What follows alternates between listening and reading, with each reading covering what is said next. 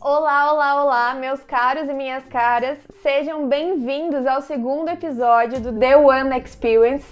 Para quem caiu de paraquedas, esse é o quadro do canal onde eu literalmente estou mostrando o processo de mentoria de uma cliente minha. Nesse processo, onde ela tem o objetivo de alinhar o posicionamento dela e automatizar as vendas do negócio digital dela para realmente viver a liberdade que o empreendedorismo proporciona. Nosso encontro 1, nós falamos do posicionamento propriamente dito. Vou deixar o link do episódio 1 aqui em algum lugar da tela para vocês. E posicionamento, para quem nunca parou para pensar nisso, nada mais é do que o lugar que a gente ocupa na mente e no coração dos nossos clientes.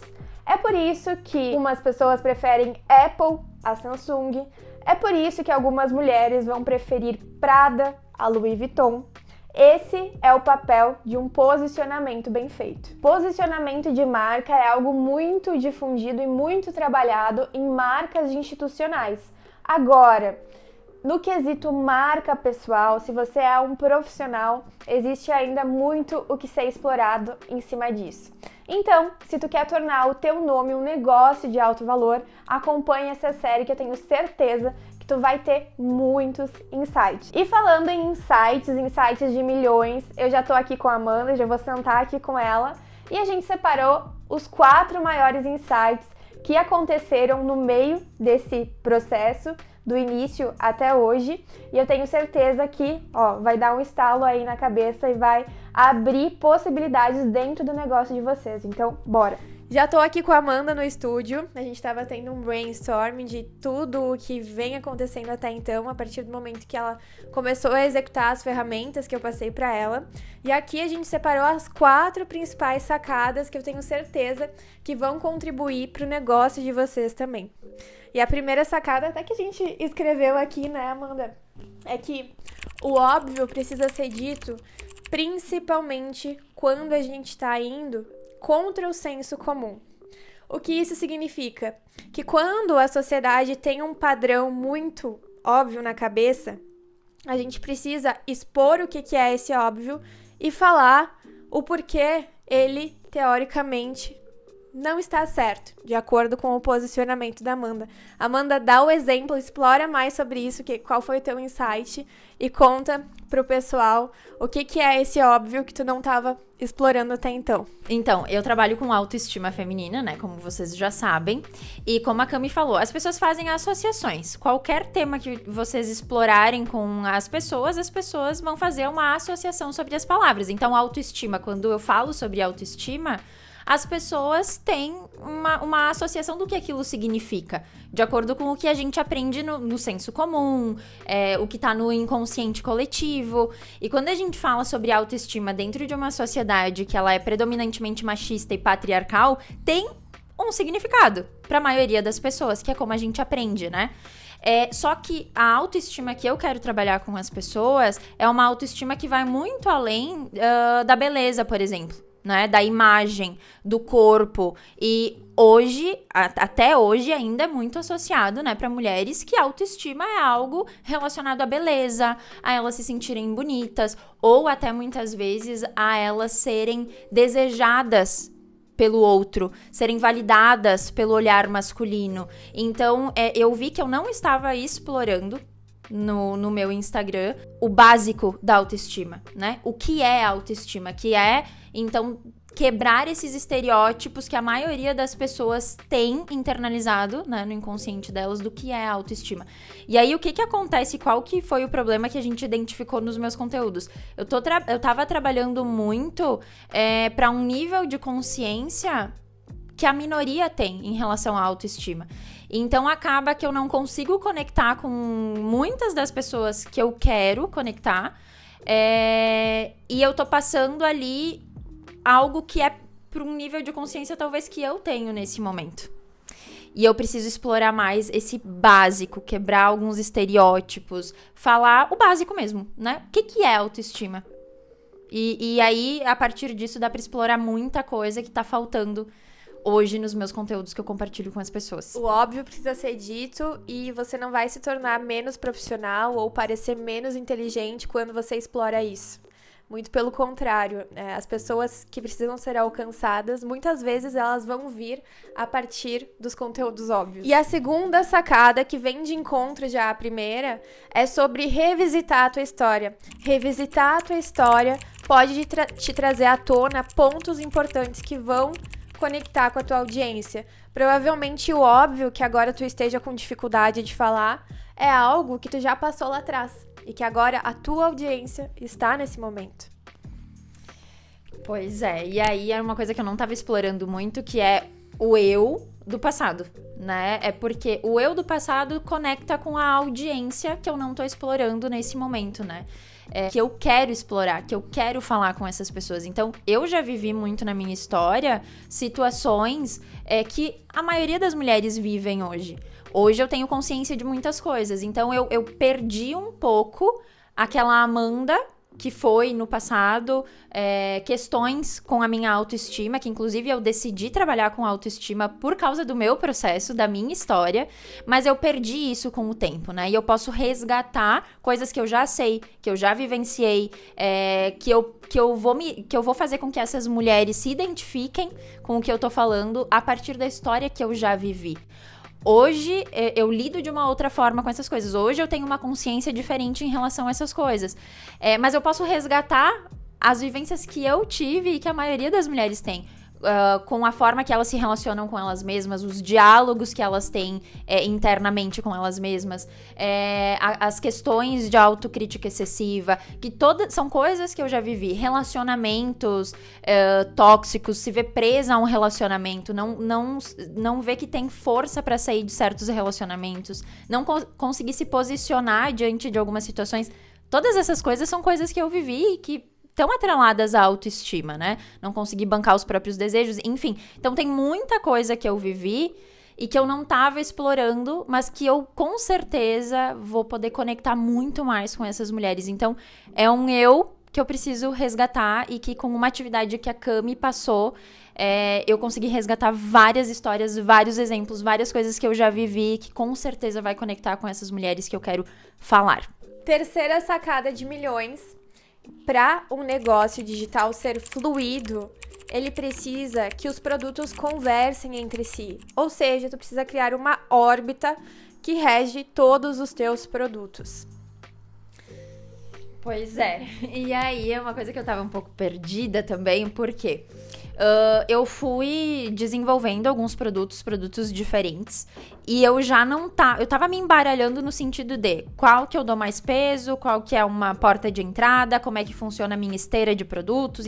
Hoje eu não tenho só psicoterapia, eu tenho o Movimento Liberty, que é uma comunidade, eu tenho um produto novo que inclusive a gente já, foi muito, assim, né, eu falo aqui que o negócio bomba, né, quando tá com a visão da Cami, porque a gente já encontrou o nome desse novo produto, a gente já montou a estrutura desse novo produto, a gente já conseguiu posicionar ele nessa esteira. Então, agora as coisas elas estão bem organizadas, a gente já entende o que é para cada nível de consciência, já fica tudo muito bem direcionado. Tem um serviço que é gratuito, né, que não deixa de ser um serviço, então ele tá também nessa esteira. Então, a gente consegue conectar tudo, inclusive, né, Cami, tem até um serviço que tava na minha mente, que até na primeira mentoria que eu fiz com a Cami, a gente tinha falado, que é uma mentoria, e ela tava parada, porque não parecia que não tinha um espaço e um lugar pra ela, do jeito que tava o meu negócio, né, antes de começar esse processo com a Cami, e agora ela já tem um lugarzinho ali pra ela, já conecta com o Movimento Liberty, então tudo já fica mais conectado, e eu consigo saber também como eu vou direcionar as pessoas pra esses produtos, de que forma, tem uma sequência, tem a mentoria, por exemplo, só vai poder participar quem passar pelo Movimento Liberty, porque um tem conexão com o outro, então as coisas ficam muito mais alinhadas, eu consigo visualizar como funciona o meu negócio em relação a vendas, a produtos, a nível de consciência, como eu vou fazer também com que esse cliente entre, com que essa mulher entre na minha esteira de produtos e possa continuar ali, passando de um para o outro num processo também de desenvolvimento. Então ficou tudo assim muito mais claro e conectado, que era uma das minhas expectativas aqui. E a sacada de milhões número 4, que também vem de encontro a ter uma esteira e uma órbita de produtos, é a tua energia só será bem aproveitada e bem direcionada quando tu tiver processos. A Amanda, por exemplo, tem um grupo de escrita terapêutica onde ela faz encontros gratuitos com as pessoas que chegam nesse grupo. E um dos processos que não estavam bem estruturados, que às vezes parece óbvio, né, mas a gente acaba perdendo, é a apresentação, ela se apresentar no início de cada encontro. Então, a Amanda fala mais sobre isso pra gente explicar melhor o que significa ter esse processo para ter a tua energia bem aproveitada. Sim, tem aquela frase, né, pra quem não sabe onde vai, qualquer caminho serve, nunca faz tanto sentido, né? É a mesma coisa dentro do nosso negócio, assim. Então, não adianta tu fazer conteúdo por fazer, não adianta tu, só pra, sabe? Eu tenho que postar todo dia e vai lá e posta de qualquer jeito, de qualquer forma. É uma energia mal direcionada, é uma energia que não tá pra lugar nenhum, né? Então, não faz sentido. Em relação a esse grupo, por exemplo, né, da escrita terapêutica, que é um ambiente gratuito que eu proporciono, eu tava ali proporcionando esse ambiente, mas, ok, com qual intuito? Né, tudo tem que ter um intuito para um negócio andar de uma forma fluida. E eu tava ali sem me apresentar, sendo que todos os encontros têm pessoas novas, tem pessoas que entram através de um anúncio, e nunca me acompanharam no Instagram, não me ouvem falando todos os dias no Instagram, não sabem. Tem algumas pessoas até que chegam, e isso já aconteceu em vários encontros, de me perguntar se eu sou psicóloga, né? Que pra mim, todo mundo ali saberia, sabe? Mas não, a pessoa chegou num anúncio, se inscreveu e ela tá tendo o primeiro contato ali comigo. E era uma coisa que eu não tava fazendo, me apresentar em todos os encontros e falar o que eu ofereço. Às vezes a gente acha que isso não é necessário, que vai cansar quem já nos conhece, mas é algo que tem que ter como um protocolo, tem que fazer. Então, as pessoas ali, pode ser que alguém esteja precisando de algo a mais que eu tenho para oferecer, então já conecta o ambiente gratuito com os meus outros produtos e as outras coisas que eu ofereço. E até em questão de processos, no sentido de como é que eu abordo essas pessoas novas que chegam. Então, tem um processo, tem uma mensagem de boas-vindas que eu vou mandar, eu vou perguntar o que ela tá buscando ali, eu já me conecto com essa pessoa, já faz também com que ela queira participar do ao vivo, né? Então, tu já vincula com essa pessoa, tu já tem mais garantias, né? Que ela vá querer estar contigo no ao vivo.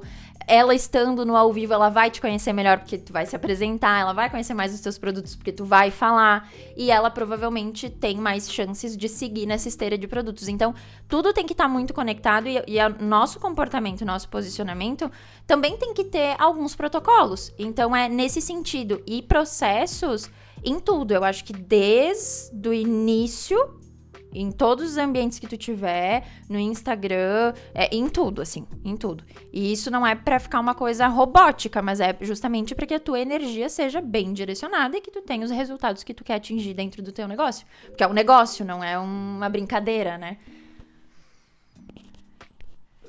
Perfeito. Hoje, talvez você esteja exausto do digital, justamente por não estar enxergando isso como um negócio que precisa de processos. Então, bora aplicar esse insight que eu tenho certeza que vai te dar mais leveza e fluidez. E agora, a gente vai focar mais agora no branding mesmo desses produtos da Amanda. A parte sensorial, explorar a sensorialidade de uma marca é muito poderoso. Eu vou fazer um teste aqui. Amanda, como que tu se sente quando tu tá vestindo, por exemplo, uma camiseta da Nike? Bom, eu me sinto fazendo parte de alguma coisa já, de início, né? Mas eu me sinto muito mais confortável, ativa, né? Dá aquela sensação, assim, de movimento, né? Fazendo parte de uma... Me sinto mais estilosa, me sinto... Acho que principalmente isso, estilosa, ativa, fazendo parte de alguma coisa e confortável. Esse é o poder de uma marca bem construída. A marca conseguiu gerar sinais inconscientes, fazendo com que a gente tenha uma percepção ao usar ela. Se a gente for ver propriamente dito, é uma camiseta com um símbolo. Mas, a partir do branding e dessa sensorialidade, a gente consegue gerar essa emoção. E não é à toa que o slogan da marca Nike é Just Do It. Apenas faça. Vai lá e faz. A partir dessa frase, desse impacto que eles trabalharam, tu veste uma camiseta da Nike e tu se sente... Vou treinar, vou fazer minhas atividades, vou estar mais confortável, estou pronta para fazer o que precisa ser feito. E é isso que a gente vai explorar a partir do branding dessa sensorialidade na marca da Amanda a partir de agora, nesse momento. Vamos começar o nosso brainstorm. E hoje nós trabalhamos focadas nas 10 regras do branding sensorial, conforme Martin Lindstrom estabeleceu. E a primeira regra é estabelecer uma sensação de pertença para que os consumidores consigam se identificar com a cultura e com a identidade da marca da Amanda. A segunda regra é ter uma visão clara para que os consumidores e os clientes da Amanda se identifiquem e identifiquem quem são perante essa visão. A terceira regra é ter inimigos. Sim, para se tornar forte, uma marca precisa se posicionar quase que em relação a outra marca. Esse contraste gera quase que uma sensação arquetípica, do tipo, somos nós contra eles. Quarta regra diz respeito à evangelização, que é nada mais nada menos do que todas as religiões fazem. Quinta regra diz sobre grandiosidade, focar toda a atenção nos fatores que inspiram, nos fatores que os consumidores possam fazer reverência a essa marca. Contar histórias. A gente já estabeleceu quais são as histórias da marca da Amanda e, particularmente, essas histórias, elas podem ser completadas com os próprios significados das pessoas que estão ouvindo. Sétima regra, e para mim é a mais importante, é o apelo sensorial. Nenhuma marca pode afirmar que ativa os 5 sentidos humanos, mas as religiões podem e elas fazem isso com maestria. Elas têm as suas cores, o seu modo de se vestir, os seus ícones, as suas definições. Oitava regra fala sobre rituais. E se uma marca deseja realmente ter uma comunidade fiel de seguidores, ela precisa desenvolver os seus próprios rituais. A gente desenvolveu os da Amanda e no próximo episódio vocês vão ficar sabendo. Regra número 9 é sobre os símbolos, uma comunicação iconográfica. E sim, se a gente quer gerar essa sensação de pertença, a gente precisa trabalhar com os nossos próprios símbolos. E a 10ª regra, não tão óbvia assim, se chama mistério. E mais uma vez, se olharmos sob a perspectiva de uma religião, é fácil a gente entender que por si só a religião é misteriosa, por fazer com que as pessoas acreditem em algo que muitas vezes não pode nem ser explicado. Mais um encontro finalizado, já definimos várias coisas sensoriais da marca da Amanda e vocês vão acompanhar em tempo real, conforme ela for aplicando nas próximas semanas. E no próximo episódio também a gente vai passar para vocês, com detalhes, assim como a gente fez nesse, os maiores insights desses elementos sensoriais. Perfeito, já tô ansiosa pro próximo encontro e a cabecinha aqui, ó, a 1000. Até a próxima. Beijo, beijo.